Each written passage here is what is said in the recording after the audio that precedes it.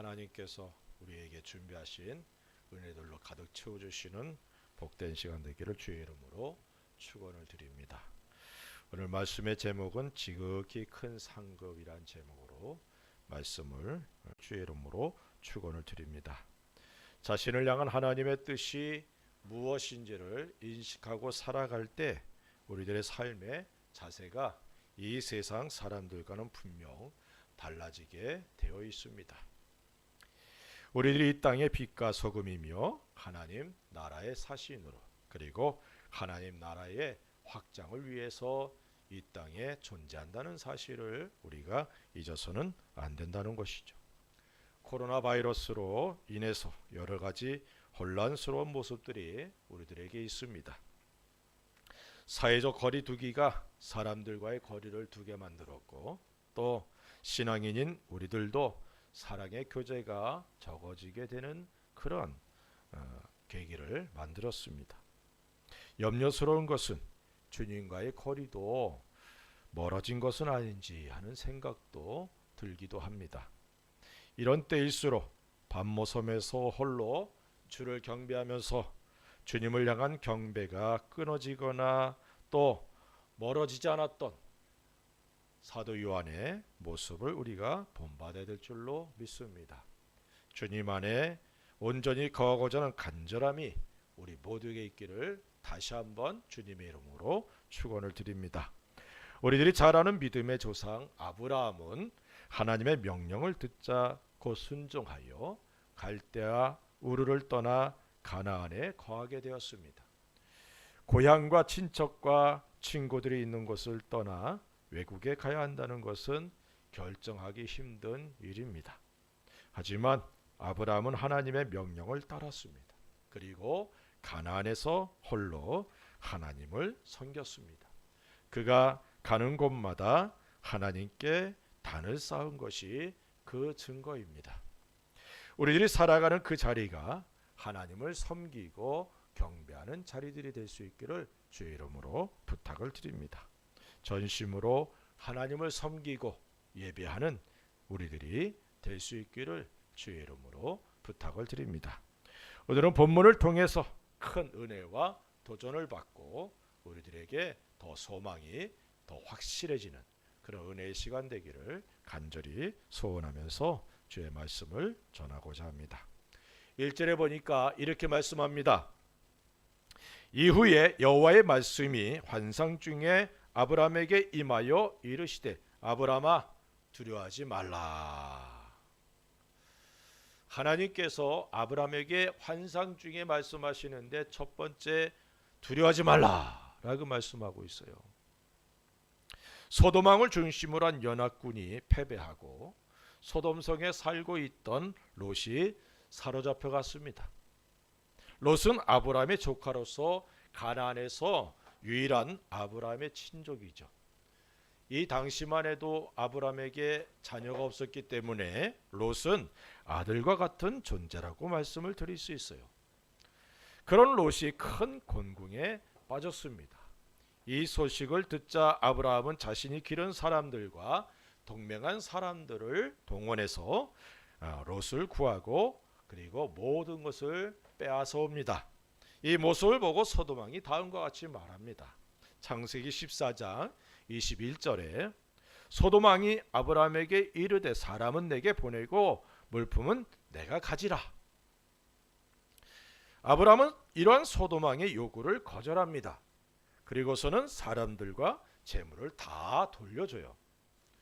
이러한 모습은 하나님을 신뢰하며 하나님의 명예를 걸고 택한 행동이다. 이렇게 말씀을 드릴 수 있어요. 그런 내용이 창세기 14장 22절 23절에 이렇게 기록되어 있습니다. 아브라함이 소돔 왕에게 이르되 천지의 주제이시오 지극히 높으신 하나님 여호와께 내가 손을 들어 맹세하노니 내 말이 내가 아브라함으로 치부하게 하였다 할까 하여 내게 속한 것은 실 한 오락이나 들매끈 한 가닥도 내가 가지지 아니하리라. 그리고 모두 돌려줍니다. 이런 아브라함의 모습은 믿음의 사람으로서 본받을 만한 그런 모습입니다. 하지만 이 일로 인해 아브라함은 주변 국가들의 주목을 받게 되죠. 가나안 땅에서 아브라함은 나그네입니다. 그런 그가 다른 민족들, 다른 왕들의 주목을 받는 것은 위험이 따르게 돼 있어요. 그것도 연합군을 쳐서 승리했다는 것은 주변 국가들이 경계어린 주목을 받게 됐고 언제든 제거해야 될 대상으로 인식되는 그런 가능성을 갖게 했다는 것입니다. 또한 아브라함에게는 그와 함께 강력한 군대를 형성할 수 있는 사람들도 없었습니다. 이런 일들이 아브라함의 마음에 두려움을 갖게 했다라고 생각이 됩니다. 이런 아브라함의 상태를 잘 알고 계셨던 하나님께서는 그에게 두려워하지 말라 이렇게 말씀하고 있습니다. 사람은 흙으로 만들어졌어요. 그래서 연약합니다. 쉽게 마음이 흔들리고 환경에 영향을 받기 쉽습니다. 아브라함도 마찬가지예요. 연합군을 이겼지만 자신의 능력으로만 그것을 이룬 것이 아니기 때문에 아브라함도 이러한 사실을 잘 알고 있었다는 것이죠.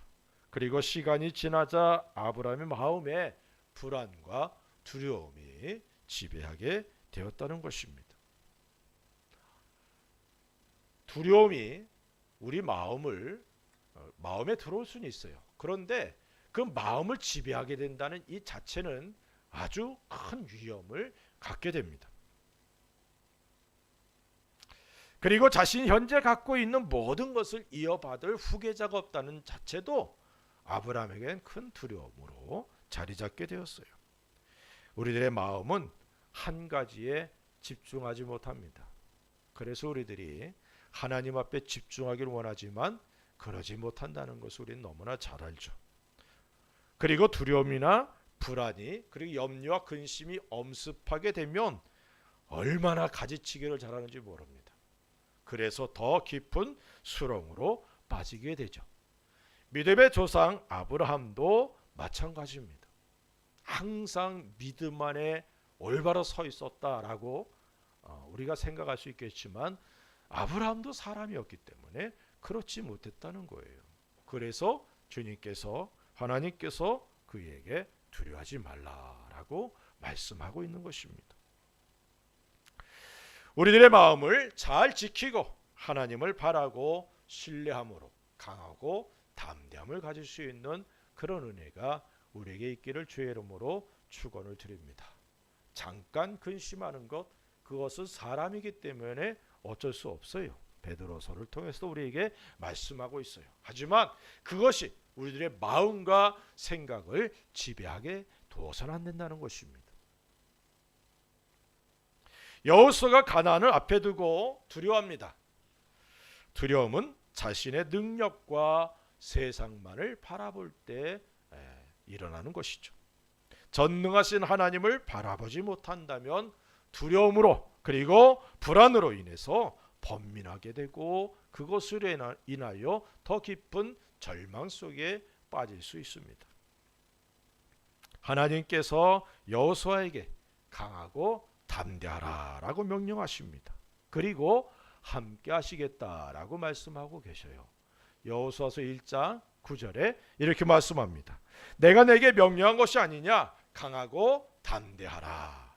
두려워하지 말며 놀라지 말라. 내가 어디로 가든지 내 하나님 여호와가 너와 함께 하느니라 하시니라 라고 말씀하고 있어요.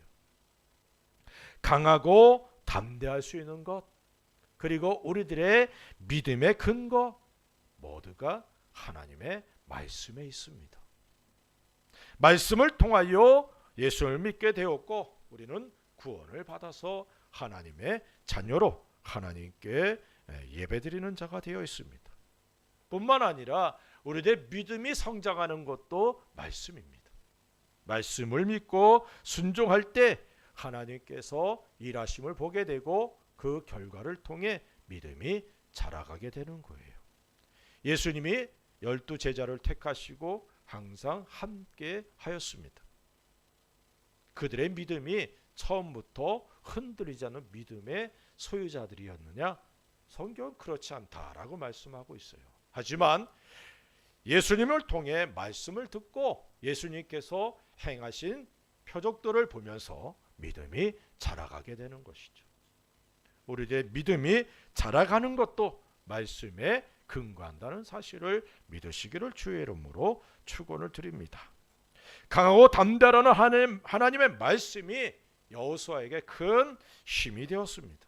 마찬가지로 우리들에게도 하나님의 말씀이 큰 힘이 된다는 사실을 믿으시기 바라고, 그래서 말씀으로 충만케 되는 귀한 은혜들이 임하기를 주의 이름으로 부탁을 드립니다. 우리들이 참으로 힘들고 어려운 시기를 겪고 있습니다.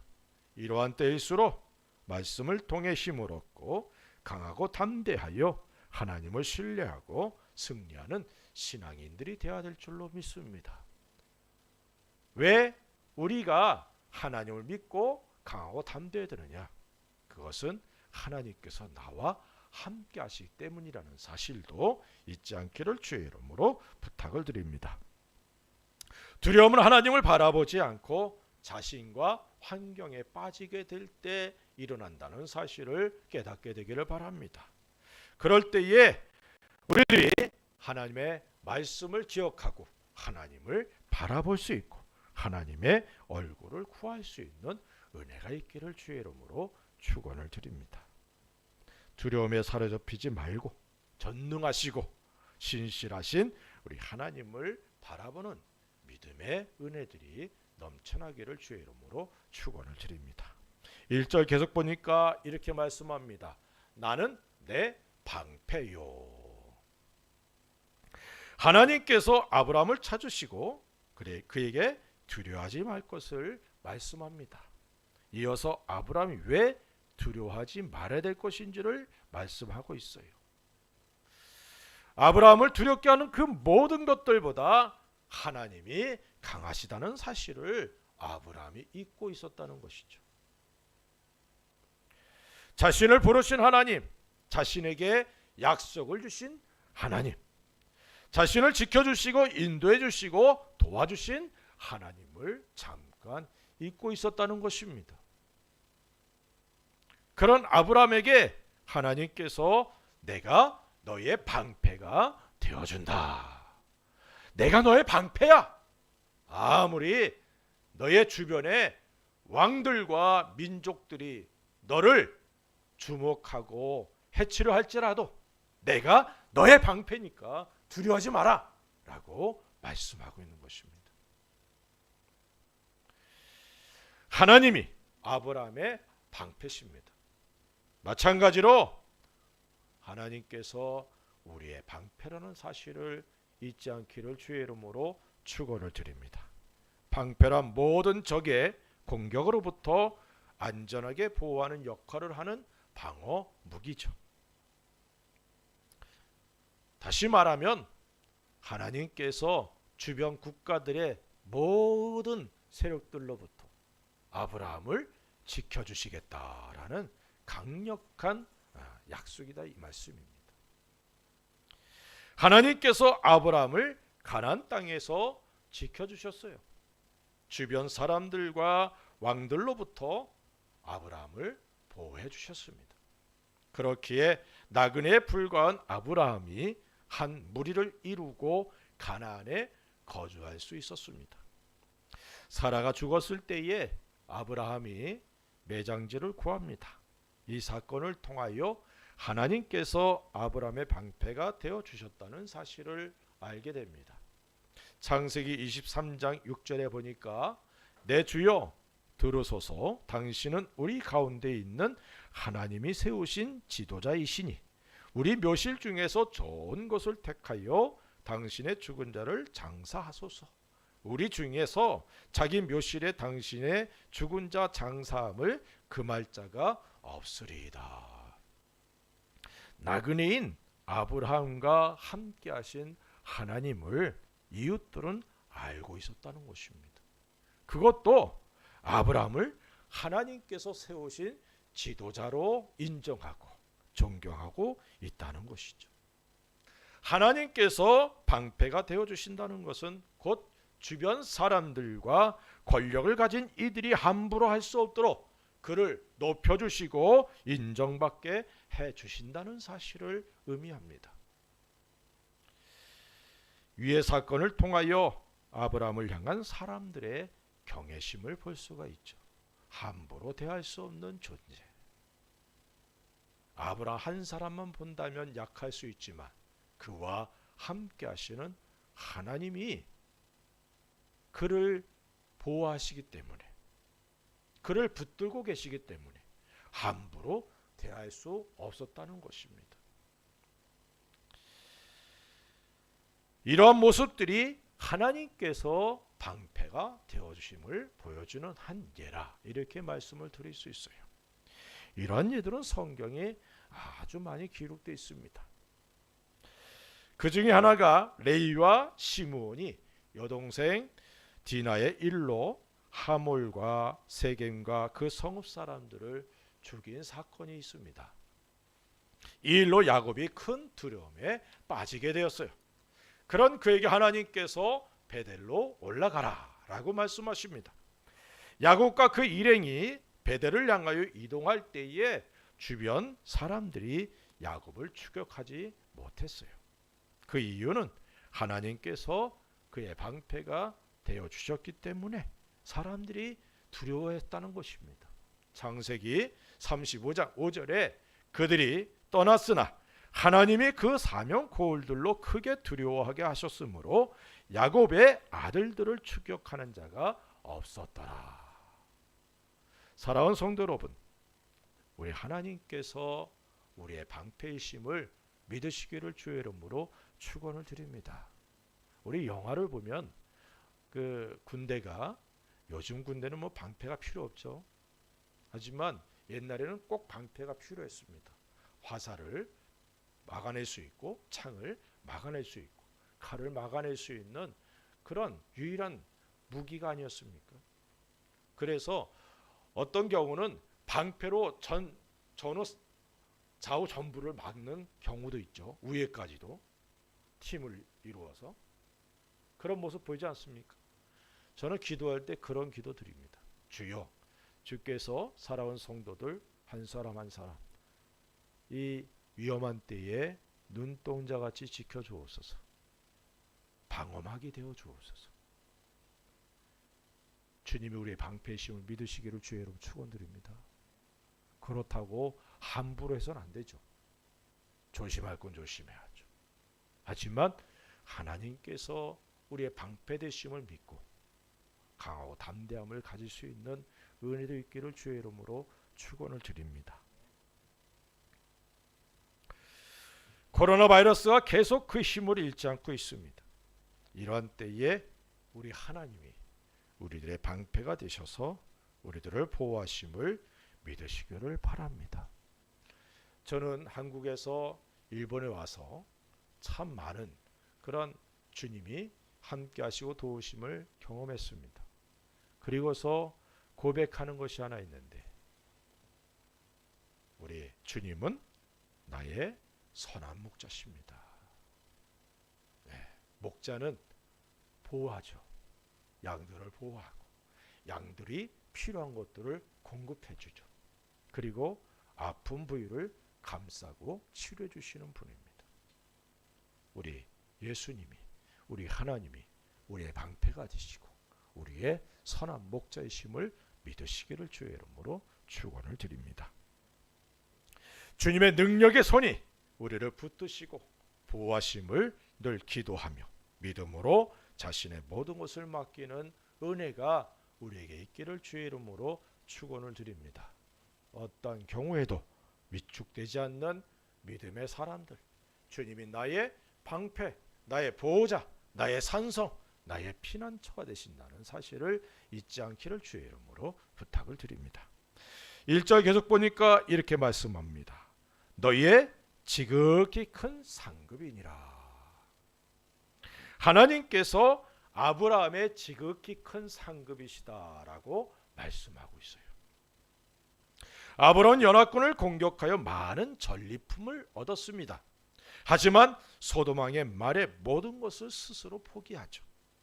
그의 포기는 하나님의 명예와 관계가 있었다라고 말씀을 드렸어요. 그래서 모든 것을 포기했습니다. 그리고 승리하였지만 그에게 남은 것은 두려움뿐이었다는 거예요. 그런 그에게 하나님께서는 내가 너희의 지극히 큰 상급이다. 네가 포기한 전리품 그건 아무것도 아니야. 내가 너의 큰 상급이야. 믿습니까? 우리 하나님이 우리의 지극히 큰 상급이심을 믿으시기를 주의 이름으로 축원을 드립니다. 상급이란 어떤 결과에 대한 보상이죠. 아브라함이 하나님의 명령을 따라 갈대아 우르를 떠나고 가나안에 거주하게 되었습니다. 모든 과정에 아브라함은 하나님의 뜻에 순종했어요. 하지만 여전히 그는 홀로였고 그와 동맹한 사람들도 있지만 나그네요 후손도 없는 그런 상황입니다. 그런 자신의 모습으로 인해 아브라함은 두려움과 더불어 외로움을 느꼈을 거예요. 자신의 지금까지의 모든 일들이 과연 무슨 의미가 있는가에 대한 의구심이 들었을 수도 있습니다. 하나님께서 약속하신 자녀와 후손에 대한 것은 아직 이루어지지 않은 상황입니다. 이런 환경은 아브라함을 하여금 낙심할 수도 있겠다는 것이죠. 믿음의 조상이라고 하지만 연약한 사람이기에 흔들리기 쉽고 그리고 그것으로 인해서 두려워하고 불안에 떠는 모습을 우리 하나님이 보셨다는 겁니다. 이런 아브라함에게 하나님께서 내가 너의 지극히 큰 상급이다 라고 말씀하십니다. 하나님은 전지하신 분입니다. 모든 것을 아시죠. 아브라함의 모든 것을 아시는 하나님이십니다. 그렇기에 하나님께서 그에게 소망을 주시는 거예요. 하나님께서는 아브라함에게 다시금 약속하신 것을 확인시켜 주십니다. 자녀와 후손에 대하여 다시 말씀하셨고 아브라함의 씨로 말미암아 만민이 복을 받을 것에 대해서 말씀해 주셔요. 5절부터 7절에 보면 이렇게 말씀합니다. 그를 이끌고 밖으로 나가 이르시되 하늘을 우러러 무뼈를 셀 수 있나 보라. 또 그에게 이르시되 내 자손이 이와 같으리라. 아브라함이 여호와를 믿으니 여호와께서 이를 그의 의로 여기시고 또 그에게 이르시되 나는 이 땅을 내게 주어 소유를 삼게 하려고 너를 갈대아인의 우르에서 이끌어낸 여호와니라. 하나님은 아브라함에게 자손에 대한 약속과 그리고 가나안 땅을 얻게 해주시겠다는 약속을 다시 한번 주십니다. 그리고 아브라함은 하나님의 약속을 믿었어요. 하나님의 말씀을 들으면서 자신의 연약함을 깨닫고 하나님 말씀에 근거한 약속에 근거한 믿음을 다시금 새롭게 갖는 것입니다. 그랬더니 하나님께서 그의 믿음을 그의 의로 여겨주셨다라고 말씀하고 있어요. 믿음은 자신의 능력과 환경을 보는 것이 아니라 전능하신 하나님을 바라보는 것을 의미합니다. 하나님께서 하신 약속의 말씀이 지금의 환경과 너무나 큰 차이가 있다 할지라도 아브라함은 하나님의 약속의 말씀을 믿었습니다. 이러한 믿음이 아브라함을 믿음의 조상이라 일컬음 받고 인정받게 했다는 사실을 깨닫게 되기를 바랍니다. 사람들의 보는 관점과 하나님의 보는 관점이 다르다는 사실을 우린 잘 알고 있습니다. 사울이 범죄하여 하나님께 버림을 받았습니다. 여기 버림받았다는 것은 사역적인 버림을 받았다는 것입니다. 다시는 네가 왕으로서의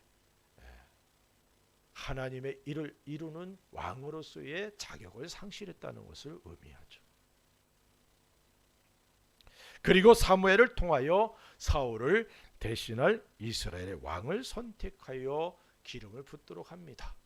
이세의 아들들 중에 한 사람을 택하여 기름을 붓도록 하셨는데 엘리압을 보고 기름을 부으려 하자 하나님께서 다음과 같이 말씀하십니다. 사무엘상 16장 7절에 여호와께서 사무엘에게 이르시되 그의 용모와 키를 보지 말라. 내가 이미 그를 버렸노라. 내가 보는 것은 사람과 같지 아니하니 사람은 외모를 보거니와 나 여호와는 중심을 보느니라 하시더라. 우리 하나님은 우리의 중심을 보십니다. 하나님을 향한 마음과 이웃들을 향한 마음을 우리 하나님께서 보신다는 것이죠. 우리들의 삶이 이 세상 사람들의 기준에 머물러 있어서는 안 된다는 겁니다. 이 땅에선 아무리 많은 것을 소유하고 부자라 인정받는다 할지라도 하나님 나라에서 그렇지 못하다면 그리스도인으로서의 삶은 그것은 무의미한 것이죠. 그래서 우리들을 향하여 선한 사업의 부한자가 되라라고 말씀하고 있습니다. 하나님께서 기뻐하시는 일을 이루는 일에 우리들의 삶을 투자할 수 있는 은혜가 있기를 주의 이름으로 축원을 드립니다. 하나님 앞에 서는 그 날이 반드시 있습니다. 그 날을 준비하면서 이 땅에서의 삶을 경건하게 살아가는 우리가 되어야 될 줄로 믿습니다. 경건은 하나님의 뜻을 이루어 나가는 삶이다. 하나님의 뜻을 따르는 삶이다. 이렇게 말씀을 드릴 수 있어요. 성경을 많이 외우고 많이 기도하고 그래서 경건한 삶을 살아가는 것이 아닙니다. 하나님의 말씀을 따라 살아가는 것, 하나님의 뜻을 이루어 나가는 삶이 경건한 삶이라는 사실을 잊지 않기를 주의 이름으로 축원을 드립니다. 우리들의 삶의 모습들이 주님께서 명령하신 서로 사랑하라는 말씀을 준행하는 삶이 되어야 될 줄로 믿습니다. 하나님을 사랑하고 이웃을 내 몸과 같이 사랑하는 사랑의 삶이 우리들의 목표가 되어야 될 줄로 믿습니다. 사랑에는 수고가 따른다라고 말씀하고 있어요. 예수님이 우리들을 사랑하셔서 십자가에서 죽으신 것을 잊어서는 안 됩니다. 우리들에게 주어진 자기의 십자가를 지고 주님을 따르는 우리들이 되시기를 바랍니다. 이러한 삶이 때로는 외롭고 의미 없이 보인다 할지라도 신실하신 하나님을 믿음으로 바라볼 수 있길 바라고 순종하는 삶을 살아갈 때 하나님께서 우리들에게 큰 상급들을 허락해 주심을 믿으시기를 주의 이름으로 부탁을 드립니다. 모세는 애굽의 모든 보화보다 예수님과 함께 고난을 받는 것을 택했습니다. 그 이유는 다음에 성경에서 말씀하고 있어요. 히브리서 11장 26절에 그리스도를 위하여 받는 수모를 애굽의 모든 보화보다 더 큰 재물로 여겼으니 이는 상주심을 바라봄이라.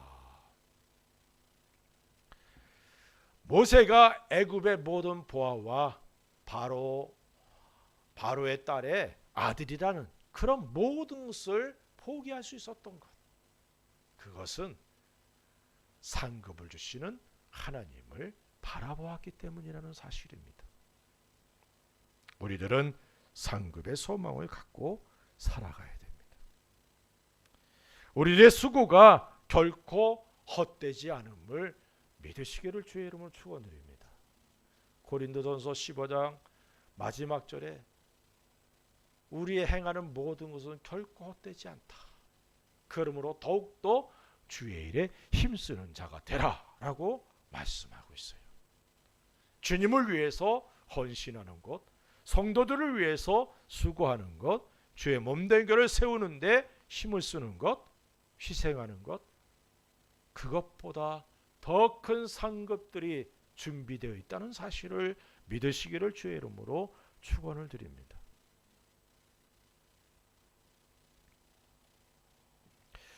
아브라함이 비록 두려움과 불안으로 잠깐 머뭇거렸다 할지라도 그는 하나님의 말씀을 듣고 믿었습니다.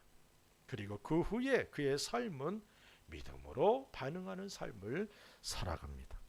사람들에게 영광을 얻지 못하고 오히려 손해를 보는 것 같지만 하나님께서 아브라함의 지극히 큰 상급이 되심을 아브라함은 믿었다는 것입니다. 우리들에게 이러한 믿음이 있기를 주의 이름으로 부탁을 드립니다. 삶의 무게와 환경의 열악함으로 인해 힘들고 지치며 마음의 불안과 두려움이 자리를 잡을 때에 오늘의 말씀을 기억하시기를 바랍니다. 하나님께서 우리들의 방패가 되십니다. 우리와 영원히 함께 하십니다. 그래서 우리들로 강하고 담대할 것을 명령하고 있다는 사실을 믿으시기 바랍니다. 우리들을 모든 대적과 악에서 보호해 주시는 분이 우리 하나님이십니다. 하나님의 능하신 손이 우리들을 붙들고 지켜주시며 인도해 주시고 도와주심을 믿으시기를 바랍니다. 우리들의 머리털까지 다 세시고 계신 하나님 아버지를 믿고 강하고 담대할 수 있는 우리가 되시기를 바랍니다.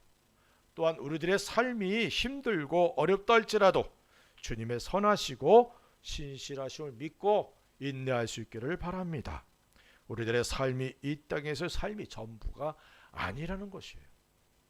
바울이 고린도전서 15장에서 강조하는 것이 만약 부활이 없다면 예수님의 부활도 없었을 것이고 우리들의 믿음이 다 헛된 것이다. 하지만 부활이 반드시 있다는 것이죠. 부활이 없다면 이렇게 모여서 예배드리는 우리의 모든 것이 헛된 것이에요. 어리석은 모습입니다. 주님을 위해서 온전히 헌신하는 그 자체가 어리석은 모습이겠죠. 하지만 우리에겐 부활의 영광의 소망이 있습니다.